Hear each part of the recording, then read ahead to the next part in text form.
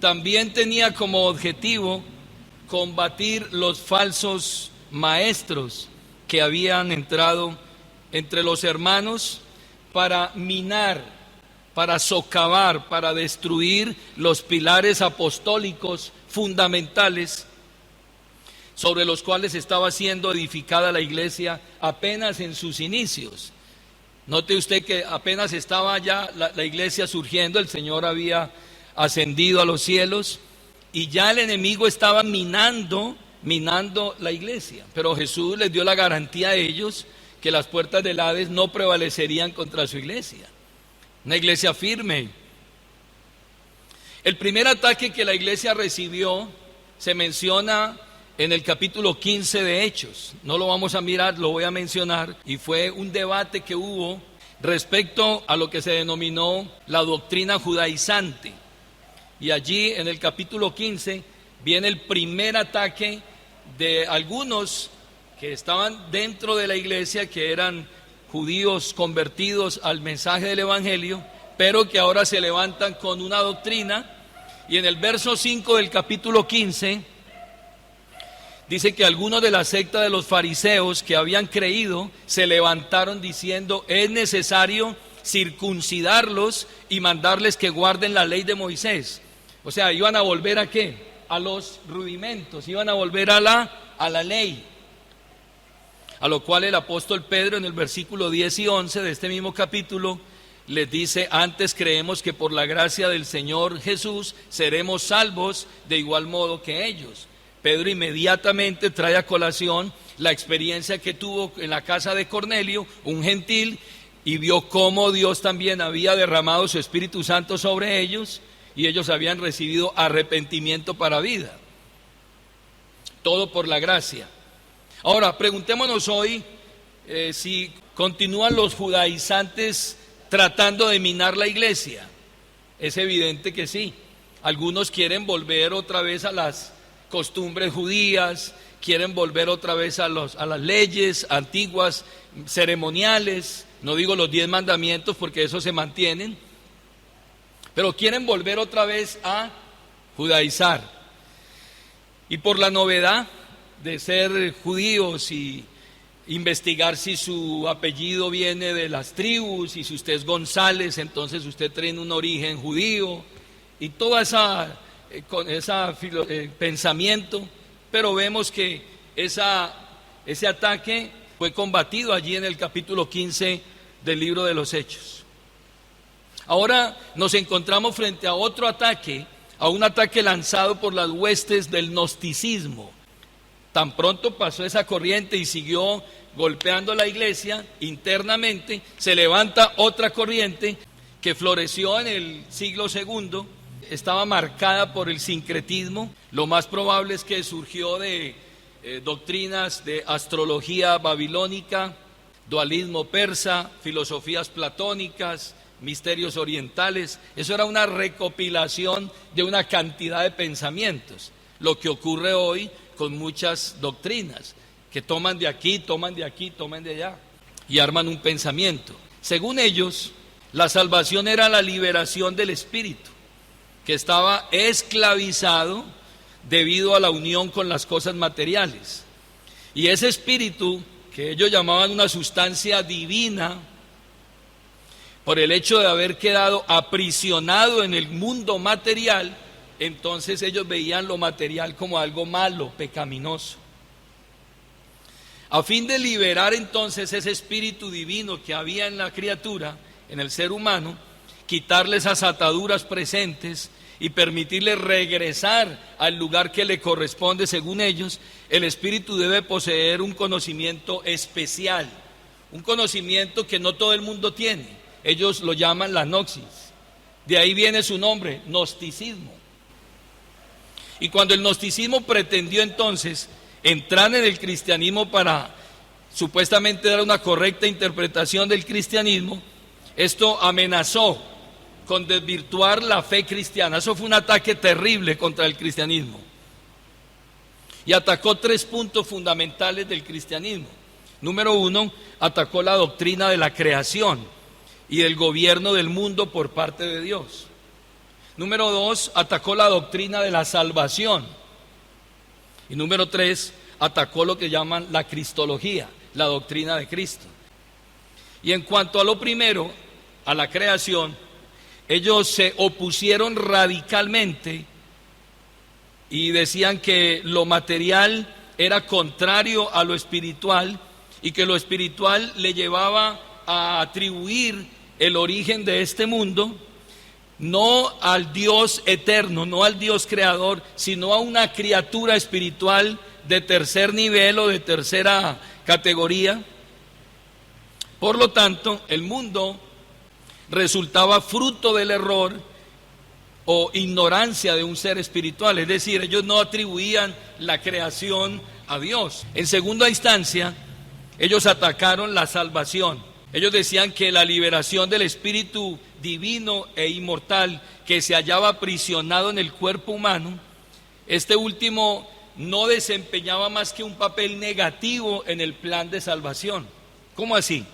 Ellos decían, el cuerpo es malo, por ende obstaculiza la salvación. Y ellos negaban entonces, número 1, que el cuerpo es el templo del espíritu. Número 2, negaban la encarnación de Cristo. Y número 3, negaban la resurrección del cuerpo. Quiere decir, una doctrina totalmente equivocada. Y finalmente, ellos atacaron la doctrina de Cristo. Ellos decían entonces que no era posible que un Dios santo, eterno, se hubiera manifestado en carne sabiendo que el cuerpo era malo. Por ende, los sufrimientos, la muerte de Cristo no eran reales. Era imposible que el Dios supremo se nos dé a conocer entregándose de ese modo en el poder maléfico de un cuerpo de carne. No puede Dios haberse manifestado en carne porque el cuerpo es malo. Entonces concluimos, según esa filosofía, que los que apoyaban esta filosofía mística y elitista solamente para pensadores de alto nivel, según ellos, sostenían que lo espiritual siempre era bueno y que lo físico siempre era malo. Por tanto, crearon una división entre lo espiritual y lo material, sosteniendo que las realidades espirituales eran lo único importante en la vida, nada más, y que lo que se hacía en la carne, en el cuerpo, incluso el pecado, era insignificante. O sea, tú puedes pecar en el cuerpo puede ser utilizado como un instrumento de pecado, porque si el cuerpo es insignificante y no tiene relevancia en la salvación, entonces comamos y bebamos, que mañana moriremos, no hay ningún problema. Preguntémonos si hoy ocurre lo mismo, algo similar, en nuestra sociedad respecto al concepto del pecado. Y vemos que sí, esa doctrina sigue impactando las iglesias.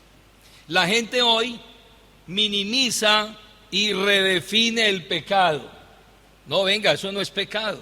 ¿Quién le dijo a usted que eso es pecado? ¿Quién le dijo a usted que el homosexualismo y cambiar el uso natural por el que es contra naturaleza, eso es pecado? Escuché una declaración hace poco de un cardenal que contradijo las palabras de el Papa Francisco. Él había dicho las prácticas homosexuales son pecado. Ellos dijeron no, ya no son pecados, ni es un delito ni es un pecado. Ya fue aprobado entre algunos jerarcas de la iglesia tradicional. Hoy nuestra cultura también afirma que las personas son básicamente buenas, todo el mundo nace bueno, y que cualquier cosa que pueda estar mal no es realmente que esté mal, sino tan solo es una preferencia de libertad personal, es decir, es la elección de cada persona hacer lo que hace, y eso no es malo, con tal de que no dañe a nadie, con tal de que no afecte a nadie, eso no es pecado, puedes hacer lo que quieras. Y hoy, debido a que no se trata con el pecado, que es la verdadera causa del problema, entonces la sociedad va de mal en peor. ¿Qué está pasando? Que están atacando la consecuencia, pero no la causa. Están atacando las ramas, pero no la raíz, porque hoy incluso muchas iglesias no quieren hablar del pecado. Hoy incluso esas iglesias parecen reacios a mostrar la realidad del pecado y denunciar el pecado por temor a que a ofender a alguien o ser considerados o vistos como personas que no tienen amor. Es que allá no hay amor. Antes, por el contrario, porque se ama, se predica en contra del pecado. Volviendo a la carta en cuestión, allí en el capítulo 1, el versículo 6, comienza entonces el apóstol haciendo una defensa contra esos que quieren mostrarle a la iglesia la indiferencia frente al pecado, a la realidad del pecado. Y en los versículos 6, 8 y 10, entonces vamos a ver el planteamiento de esos que querían ignorar la realidad del pecado en la vida del hombre. Verso 6. Si decimos que tenemos comunión con Él y andamos en tinieblas, mentimos y no practicamos la verdad. Verso 8. Si decimos que no tenemos pecado, nos engañamos a nosotros mismos y la verdad no está en nosotros. Verso 10. Si decimos que no tenemos pecado, le hacemos a Él mentiroso y su palabra no está en nosotros. Note usted que el versículo 6, el versículo 8 y el versículo 10 comienzan con una expresión, si decimos. Es decir, el apóstol está dando aquí a entender que hay una profesión de algo que ellos piensan, están proclamando algo, y ahora el apóstol va a derribar el falso concepto gnóstico acerca del pecado. Si decimos, a medida que Juan entonces va a combatir esta herejía, está él desenmascarando a esos falsos maestros que están negando la existencia del pecado y por consiguiente están eludiendo su responsabilidad por el pecado y las consecuencias. Esta expresión, si decimos, Juan lo que está haciendo entonces es mencionando la postura de los falsos maestros y vamos a mirarlo en los versículos 6, 8 y 10. Si decimos que no tenemos pecado. En el versículo 6 aparece entonces el primer grupo que Juan va a combatir. Vamos a llamarlos los maestros que están en tinieblas. Los maestros que están en tinieblas. Lea conmigo el versículo 6. Si decimos que tenemos comunión con Él y andamos en tinieblas, mentimos y no practicamos la verdad. El primer grupo, entonces, el apóstol los va a combatir, va a revelar a los maestros que están en tinieblas. Ese primer grupo, que son falsos profesantes, quienes están mirando con indiferencia la realidad del pecado como si no existiera. Jesús en la Escritura reveló la ceguera de aquellos líderes espirituales que están en tinieblas, que actúan de una manera, profesan otra cosa, pero están viviendo contrario a lo que piensan, contrario a lo que creen. Jesús reveló la ceguera espiritual que había en los judíos al responder una pregunta. Quiero que me acompañe a Juan capítulo 9 y vemos ese primer grupo de líderes falsos que están en tinieblas. Dice el versículo 40 del capítulo 9. Entonces algunos de los fariseos que estaban con él, al oír esto, le dijeron: ¿acaso nosotros somos también ciegos? Jesús les respondió: si fuerais ciegos, no tendríais pecado, mas ahora porque decís vemos, vuestro pecado permanece. Jesús había hecho un milagro en este capítulo 9, le había devuelto los ojos a un ciego de nacimiento. Los fariseos se opusieron a ese milagro, le hicieron la guerra a ese hombre que había sido sanado. Algunos de los fariseos incluso habían dicho, según el versículo 22, habían dicho que cualquiera que reconociera a Jesús como el Mesías sería expulsado de la sinagoga. Entonces algunos de los fariseos se habían opuesto, verso 41, lea conmigo. Jesús les respondió: si fuerais ciegos, no tendríais pecado, mas ahora porque decís vemos, vuestro pecado permanece. Les está diciendo: ustedes son ciegos, están en tinieblas, ustedes dicen creer en Dios, dicen ser proclamadores de la verdad, pero por causa de este milagro ustedes se están oponiendo. Este que es ciego físico ha entendido mejor que ustedes esta verdad espiritual. Y constantemente el Señor los está atacando y les está mostrando a ellos que están siendo incongruentes con lo que creen y con lo que viven. En el versículo 22, en el capítulo 8, en el verso 39 de este mismo libro, Juan capítulo 8, el verso 39, Jesús les va a mostrar a ellos su incongruencia. ¿Por qué? Porque están en tinieblas. Ellos dicen que andan, que tienen comunión con Dios, pero andan en tinieblas, y entonces eso los hace mentirosos. Repetidas veces Jesús reveló la incoherencia, la incongruencia de los fariseos, quienes profesaban una cosa y andaban de otra manera. Lea conmigo el capítulo 8, el verso 39 de Juan. Dice la Escritura: respondieron y le dijeron: nuestro padre es Abraham. Jesús les dijo: si fueseis hijos de Abraham, ¿qué cosa? Las obras de Abraham haríais. Pero ahora procuráis matarme a mí, hombre que os he hablado la verdad, la cual he oído de Dios. No hizo esto Abraham. Ustedes dicen que son hijos de Abraham, pero ustedes están procurando matarme. Abraham no hizo eso. Ahora, en el versículo 41 dice: vosotros hacéis las obras de vuestro padre. Entonces le dijeron: nosotros no somos nacidos de fornicación, un padre tenemos que es Dios. Verso 42. Jesús entonces les dijo: si vuestro padre fuese Dios, ciertamente me amaríais, porque yo de Dios he salido y he venido, pues no he venido de mí mismo, sino que Él me envió. Si ustedes fueran hijos de Abraham, las obras de Abraham haríais. Ustedes dicen ser hijos de Dios, pero con sus hechos, ¿qué? Ustedes lo niegan. Por eso ustedes son, ¿qué? Son ciegos espirituales.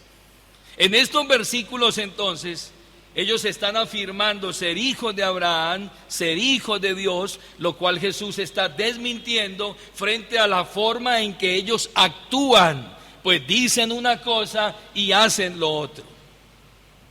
Es exactamente lo mismo de lo que Juan está diciendo aquí en su primera carta. Hay algunos entre ellos que decían: nosotros andamos en comunión con Dios, pero dice el versículo 6, están en comunión con Dios, pero andan en tinieblas. Sus obras son obras de las tinieblas, no son coherentes con lo que están anunciando y profesando. La expresión andamos, miren allí en el versículo 6, volvemos a primera de Juan: andamos en tinieblas y mentimos y no practicamos la verdad, muestra entonces el día a día, la cotidianidad de esos falsos maestros. Decían: tenemos comunión con Dios, pero cuando miraban la vida de ellos, estaban andando ¿en qué? En tinieblas. Y lo que la Escritura nos insiste a nosotros es que nuestra profesión tenga coherencia con nuestra acción, si lo que decimos corresponde a lo que hacemos. Pablo, reiterativamente en sus cartas, está mostrando el sentido y el valor de andar. Andar hace referencia a una manera de vivir, hace referencia a una conducta, hace referencia a la forma en que nosotros vivimos el día a día. Y es allí donde la verdadera salvación se manifiesta. La verdadera salvación no se manifiesta en lo que yo digo.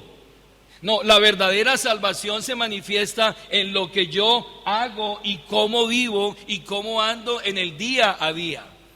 Profesar una cosa y vivir en contradicción a ello es mentir y no practicar la verdad, como dice el apóstol. Si ustedes dicen que tienen comunión, pero andan en tinieblas, entonces no practican ¿qué? La verdad, están todavía en tinieblas. Pablo entonces es reiterativo al instruir a la iglesia de que ellos deben vivir de acuerdo a lo que creen. Andar.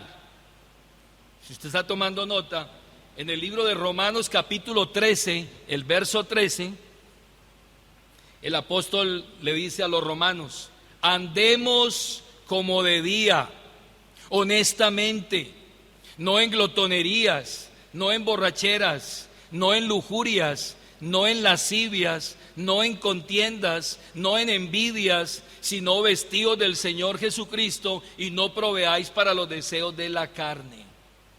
También se lo dijo a los Gálatas en el capítulo 5, el verso 16: digo pues, andad en el Espíritu y no satisfagáis los deseos de la carne.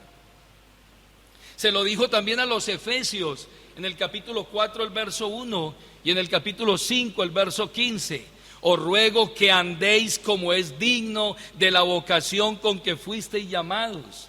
Y en el verso 15 les dice: mirad pues con diligencia cómo andéis, no como necios, sino como sabios, aprovechando bien el tiempo, porque los días son malos. Pero se lo dijo también a los Colosenses, capítulo 1, el verso 10: para que andéis como es digno del Señor, agradándole en todo, llevando fruto en toda buena obra y creciendo en el conocimiento. Note usted que siempre los apóstoles en sus primeros capítulos de sus cartas mostraban la parte teológica, pero de la mitad o allí entrelazado con la teología iba la parte práctica, el día a día, a cómo es que esos conceptos teológicos se aplican en el día a día para que podamos andar de acuerdo a lo que hemos creído. En el capítulo 12, el verso 12 de Tesalonicenses, primera carta, les dijo el apóstol: y os encargamos que anduvieseis como es digno de Dios, que os llamó a su reino y gloria. El segundo punto que atacó el apóstol lo miramos en el versículo 8. Ahora, después de revelar a los maestros que están en tinieblas, el apóstol pasa a revelar a los maestros que están engañados. Lea conmigo el verso 8. Si decimos que no tenemos pecado, nos engañamos a nosotros mismos y la verdad no está en nosotros. Había una idea de negar la realidad del pecado, pero ahora va a mostrar a los maestros que están engañados. Si decimos que no tenemos pecado, nos engañamos a nosotros mismos y la verdad no está en nosotros. Este segundo grupo de falsos profesantes afirman entonces: no tenemos pecado.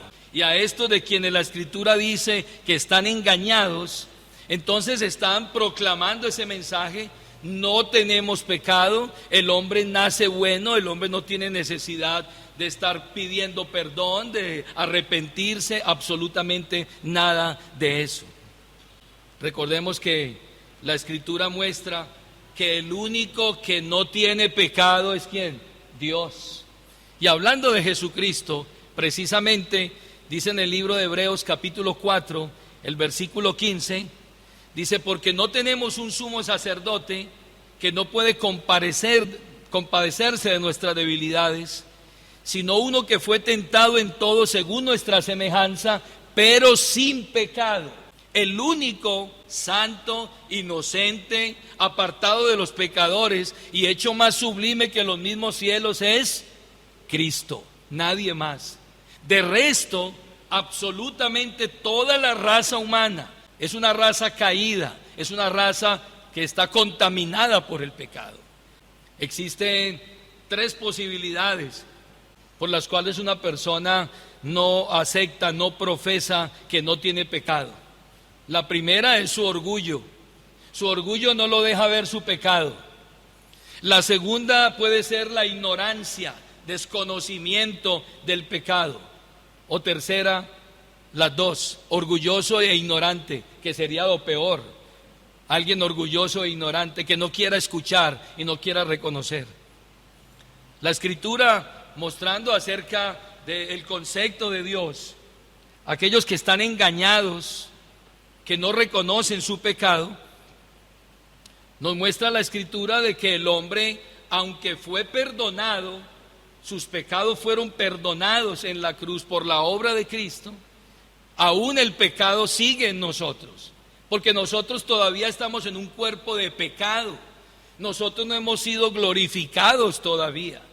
Si es cierto que Cristo venció el pecado en su cuerpo, en la carne, para condenar al pecado y libertarnos a nosotros de la esclavitud del pecado, todavía estamos en este cuerpo, y mientras estemos en este cuerpo hay pecado en nosotros. Lo muestra la Escritura claramente. Santiago capítulo 1, el versículo 13. Si gusta puede mirar conmigo esa Escritura. Santiago 1:13, dice la Biblia: cuando alguno es tentado, no diga que es tentado de parte de Dios, porque Dios no puede ser tentado por el mal, ni Él tienta a nadie. Sino que cada uno, escuche bien, cada uno es tentado cuando de su propia concupiscencia es atraído y seducido. Y entonces la concupiscencia, después que ha dado a luz el pecado trae como consecuencia la muerte, porque la paga del pecado es muerte. ¿Qué está diciendo Santiago aquí? Que dentro de nosotros hay algo que se llama la concupiscencia, que es el deseo carnal, el deseo pecaminoso. Gálatas capítulo 5, el verso 16 muestra también que dentro de nosotros aún mora el pecado. En el verso 16 dice: digo pues, andad en el Espíritu y no satisfagáis los deseos de la carne. No dice que no hay deseos en la carne, lo que dice es no los satisfagan, no los alimenten, pero ahí están los deseos de la carne. Y esos deseos de la carne se oponen contra los deseos del Espíritu, y dice que ambos se oponen entre sí para que no hagáis ¿qué? Lo que quisierais.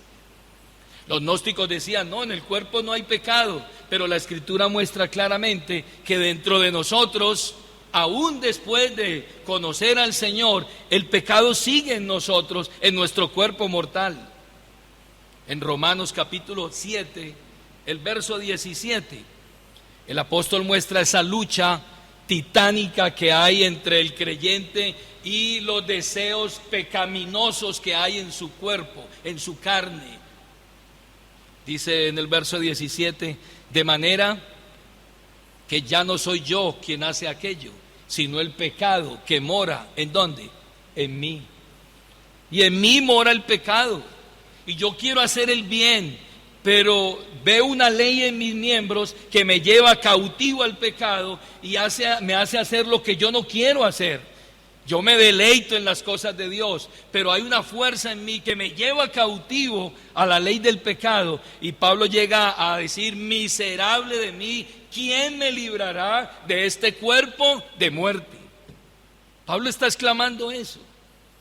Ahora, seguimos bajo este cuerpo pecaminoso. ¿Qué podemos hacer? ¿Cuál es el antídoto mientras somos glorificados, transformados al cuerpo de la gloria de Él? Lo primero que tenemos que hacer es cuidarnos, tener cuidado de nosotros mismos. Ser conscientes que dentro de nosotros hay pecado y que lo que nosotros no podemos hacer es alimentar ese pecado, satisfacer el pecado. Y tenemos que tener cuidado de nosotros mismos en conciencia que hay pecado dentro de nosotros. Pablo le escribe a Timoteo, capítulo 4, el verso 16 de su primera carta. ¿Qué le dice Pablo a Timoteo? Ten cuidado. ¿De quién? ¿De quién? De ti mismo. Hermano, yo quiero decirte en esta mañana: ten cuidado de ti mismo. Y luego le dice: y de la doctrina, persiste en ello, pues haciéndolo te salvarás a ti mismo y a los que te oyeren. Pero primero usted tiene que tener cuidado ¿de quién? De usted. Porque algunos están buscando las causas afuera, están buscando los ataques de afuera, y es verdad, los hay, pero el primer ataque, el primer enemigo al cual nosotros debemos cuidarnos es de nosotros mismos, porque Pablo dice: el pecado que mora en mí. Y Pablo le dice a Timoteo: ten cuidado de ti mismo, de la doctrina, huye de las pasiones juveniles. Tienes que tener cuidado, vigilancia de ti mismo. ¿Qué tenemos que hacer mientras somos transformados? Colosenses 3:5 dice: haced pues morir lo terrenal en vosotros: fornicación, impurezas, pasiones desordenadas, malos deseos, avaricia, que es idolatría. Hagan morir todos los días lo terrenal en ustedes. Pablo dijo: cada día muero. Ayer morí a muchas cosas. Yo identifico las cosas y hago morir eso en mi vida. Y lo más importante es presentarnos día a día, como dice 2 de Corintios, capítulo 3. Invito a que lea conmigo esta escritura. Capítulo 3 de 2 de Corintios. Es exponernos a la palabra día a día para ir formando la imagen de Él en nosotros. Dice el versículo 18 del capítulo 3 de 2 de Corintios: por tanto, nosotros todos, mirando a cara descubierta como en un espejo la gloria del Señor, ¿somos qué? Somos transformados de gloria en gloria, en la misma imagen, como por el Espíritu del Señor. ¿Qué dice la Escritura? Nosotros, mirando a cara descubierta como en un espejo la gloria del Señor, somos transformados, como ese gusanito que está siendo transformado todos los días, y que está siendo transformado, y finalmente se abre ese capullo y sale la mariposa en otra metamorfosis, en otra transformación. Así es el creyente, todos los días se va transformando poco a poco, hasta finalmente tener la imagen de Cristo.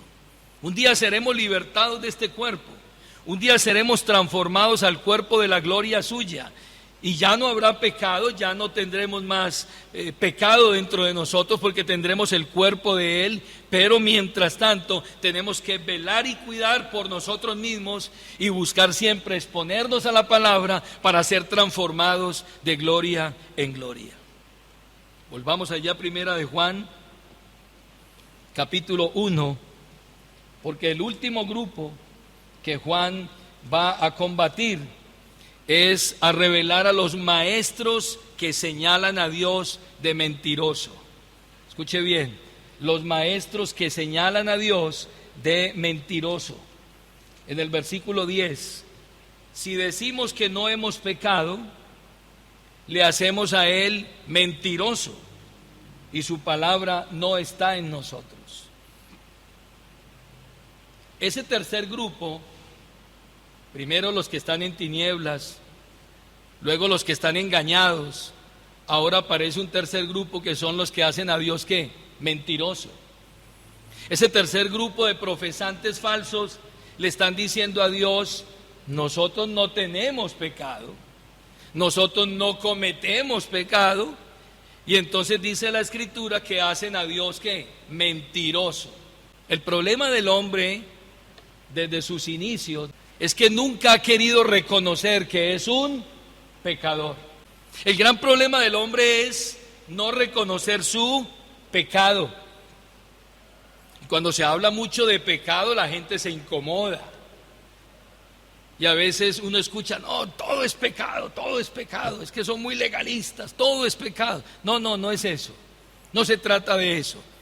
Se trata de ser conscientes del pecado y ser conscientes que hemos cometido pecado, que somos pecadores.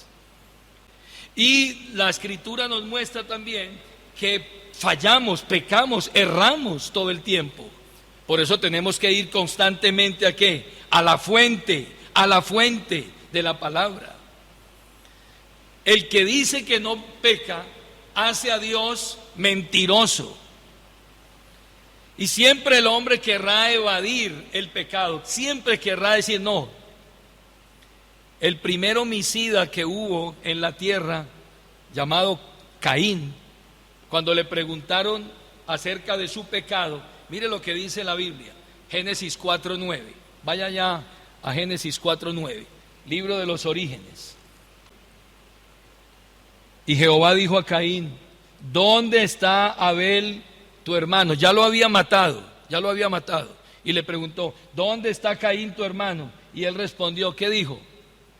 Yo no sé. ¿Soy yo acaso guarda de mi hermano? No sé de qué me estás preguntando. En otras palabras, está negando ¿qué? La realidad del pecado. A sus padres Dios le había preguntado: Adán, ¿dónde estás tú? Y inmediatamente ¿qué hizo? La mujer que me diste. No, venga un momentico, yo no le estoy preguntando eso. Yo le estoy preguntando es que usted acaba de cometer una infracción, pero el hombre siempre quiere ¿qué? Evadir el pecado. Siempre quiere evadir la realidad del pecado. Y quien no reconoce que hay pecado en su vida, no reconoce que somos pecadores y que continuamente estamos errando para llevarnos al Salvador, estamos haciendo a Dios mentiroso. Vamos al libro de Hechos de los Apóstoles. Allí hay una pareja a la cual el apóstol Pedro confronta. Ellos vendieron una heredad, prometieron una ofrenda, dijeron que iban a dar tanto y cuando iban a dar sustrajeron del valor y retuvieron una parte y dijeron que habían dado otra. Y dice en el capítulo 5, el verso 8 de Hechos de los Apóstoles, que el apóstol le preguntó a la mujer de Ananías, a Zafira, le dijo Pedro: dime, ¿vendiste en tanto la heredad? ¿Vendiste la heredad en tanto dinero? Y ella ¿qué dijo? Sí, en tanto, yo la vendí. Pero no sabía que acababan de sacar a su esposo muerto por mentiroso. Versículo 9, y Pedro le dijo: ¿por qué convinisteis en tentar al Espíritu del Señor? He aquí a la puerta los pies de los que han sepultado a tu marido y te sacarán a ti. Y dice: al instante ella expiró, cayó y murió. Negó la realidad del pecado en su vida. Caín dijo: yo no sé, no soy guarda de mi hermano, negando el pecado. ¿Por qué? Porque hay una tendencia del ser humano a negar el pecado, a evadir el pecado. Y quienes niegan el pecado hacen a Dios mentiroso por dos razones fundamentales. Número uno, porque Dios ha dicho que el hombre es pecador. Dios ha dicho que el hombre es pecador. Y Dios ha dicho que el hombre peca. Y si Dios lo dice, es verdad. ¿Por qué? Porque Dios no miente. Dios no es hombre para que mienta, ni hijo de hombre para que se arrepienta. Dice Hebreos 6:18, es imposible que Dios mienta, es imposible. Y si Dios ha dicho que el hombre es pecador y que el hombre peca, es porque eso es verdad. Y el que niegue esa realidad hace a Dios ¿qué? Mentiroso. Pastor, ¿y dónde dice la Biblia que Dios dijo que nosotros somos pecadores y que el hombre es pecador? Váyase a Romanos capítulo 3. Romanos capítulo 3. Pero pastor, todos son pecadores, todos. Pero todos cometen pecado, todos. Y entonces no hay nadie justo, no hay nadie justo. Eso dice Dios. Lea conmigo el versículo 9 del capítulo 3 de Romanos. ¿Qué pues diremos? ¿Qué pues? ¿Somos nosotros mejores que ellos? Dice Pablo. En ninguna manera. Pues ya hemos acusado a judíos y a gentiles que todos están bajo pecado. Todos. Wow. Lea el versículo 10, como está escrito. Él trae a colación el Salmo 14 y el Salmo 53. ¿Qué está escrito? No hay justo ni aún uno. No hay quien entienda. No hay quien busque a Dios. Algunos se desviaron. ¿Cierto que sí? ¿No? ¿Qué dice? Todos se desviaron. A unas se hicieron inútiles. No hay quien haga lo bueno. No hay ni siquiera uno. ¿Quién dijo eso? Dios. Si alguien ignora eso, si alguien niega eso, ¿qué está haciendo? Está haciendo a Dios mentiroso. Y los gnósticos decían, no, nosotros no tenemos pecado, no tenemos faltas, así de que no necesitamos. Ahora, quien niega eso hace a Dios mentiroso por dos razones. Número uno, porque niega lo que Dios dice acerca del hombre, que es un pecador. Y número dos, niega que ese hombre que es pecador necesita un salvador. En consecuencia, el hombre necesita un salvador, puesto que es un pecador, está rebelado contra Dios, merece la ira de Dios y merece la condenación eterna, y por eso necesita un salvador. Pastor, ¿y Dios también dice que el hombre necesita un salvador por ser pecador? Claro, claro que sí. Váyase a Primera de Juan, capítulo 5. Este versículo es más claro, yo diría que es uno de los versículos más claros. Verso 9. Ahora el Señor dice, ese pecador necesita un salvador, lo dice Dios. El que niegue eso hace a Dios mentiroso y tendrá graves problemas. Si recibimos el testimonio de los hombres, mayor es el testimonio ¿de quién? De Dios, porque este es el testimonio con que Dios ha testificado acerca de su Hijo. Escuche bien, acerca de su Hijo. El que cree en el Hijo de Dios tiene el testimonio en sí. El que no cree, a Dios le ha hecho ¿qué? Mentiroso. Versículo 10. Porque no ha creído en el testimonio que Dios ha dado acerca de su Hijo. Versículo 11. Y este es el testimonio. ¿Cuál es el testimonio de Dios? Que Dios nos ha dado vida eterna. Y esta vida está ¿en quién? En su Hijo. El que tiene al Hijo tiene la vida. El que no tiene al Hijo de Dios no tiene la vida. Sencillo. La continuación de ese versículo está en Juan capítulo 3, el versículo 36. Juan 3:36. El que niega ese testimonio está bajo juicio, está bajo condenación. El que cree en el Hijo tiene vida eterna, pero el que rehúsa creer en el Hijo no verá la vida, sino que la ira de Dios está sobre él.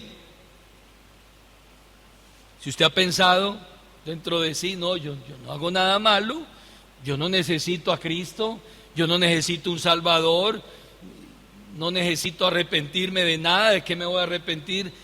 Amigo y hermano, estamos haciendo a Dios ¿qué? Mentiroso.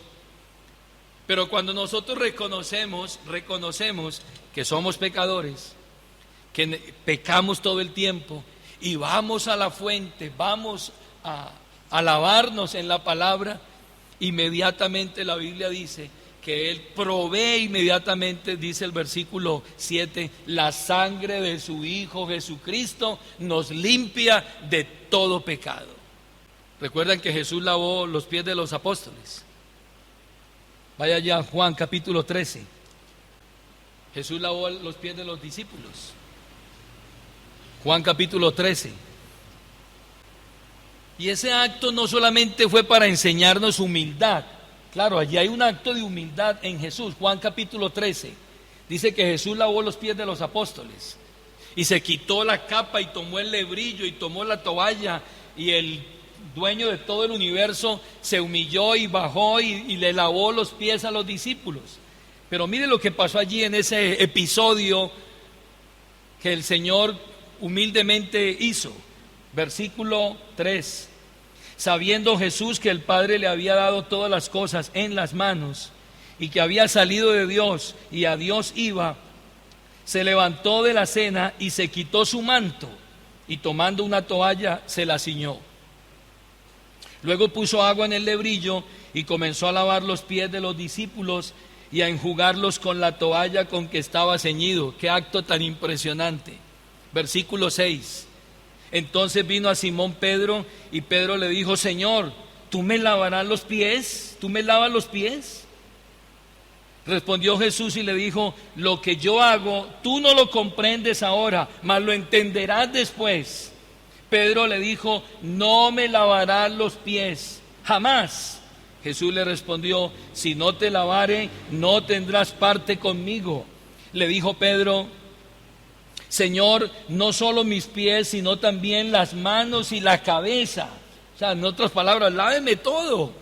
Versículo 10, el Señor le dijo: el que está lavado no necesita sino lavarse los pies, pues está todo limpio, y vosotros estáis limpios aún, aunque no todos, porque sabía quién le iba a entregar, por eso dijo: no estáis limpios todos. Pedro le dijo: no me vas a lavar. El Señor le dijo: si no te dejas lavar, no tendrás parte conmigo. ¿De qué está hablando el Señor allí? Del lavamiento de nuestros pecados, de nuestra justificación. Y entonces el Señor le dijo: Pedro, si no te dejas lavar, no tendrás parte conmigo. Y ahora dice: no, entonces láveme todo. Y el Señor le dijo: no, el que está lavado no necesita sino lavarse ¿qué? Los pies, pues está todo limpio. Ya ustedes están limpios. ¿Está hablando de qué? Está hablando del perdón de pecados. Está hablando de la justificación por fe. Está hablando de que ya fuimos perdonados. Pero nosotros seguimos en este mundo y todavía seguimos pisando la suciedad de este mundo y seguimos muchas veces pecando contra Dios y necesitamos ir a lavarnos los pies. Ya estamos justificados pues por la fe, tenemos paz para con Dios, ya no hay condenación para nosotros, tenemos una salvación segura, sí, pero todavía necesitamos ir a lavarnos. Claro, ya estamos lavados, estamos limpios, pero seguimos fallando.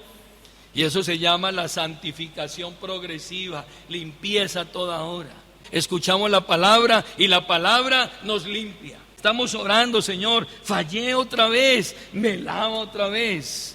Por eso dice el apóstol, finalmente le dice: hijitos, estas cosas les he escrito para que no pequen. Pero si alguno hubiere pecado, abogado tenemos para con el Padre, a Jesucristo el justo. Vuelvan a la fuente, vayan otra vez y allí van a recibir ¿qué? Lavamiento por la palabra de Dios. Estén en pie, por favor. Hermanos, el pecado es una realidad en nosotros. Es una realidad. Todavía no hemos sido glorificados. Cuando Él se manifieste, este cuerpo será transformado. Esto débil se vestirá de poder. Esto corruptible de incorrupción. Esto mortal de inmortalidad. Y ya no habrá más pecado. Pero mientras estemos aquí, tenemos que ir a lavarnos los pies, ir a la palabra, orar, buscar de Dios y que Dios nos limpie todo el tiempo para podernos presentar finalmente como una iglesia limpia, santa, sin mancha, sin arruga y sin contaminación delante de Él. Vamos a orar en esta mañana.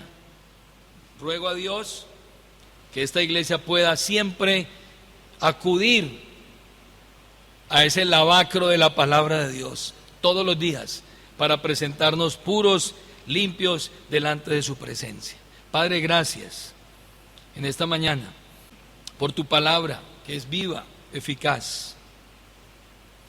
Aquellos que negaban la realidad del pecado en sus vidas, Señor, están engañados y están engañando a otros. Aquellos que niegan la realidad del pecado en su vida están haciendo a Dios mentiroso. Están negando algo que Dios ya dijo acerca de ellos. Están negando la eficacia de la cruz, el poder de la sangre, el poder del sacrificio cruento a través de Cristo, la persona de un Salvador, de un Redentor.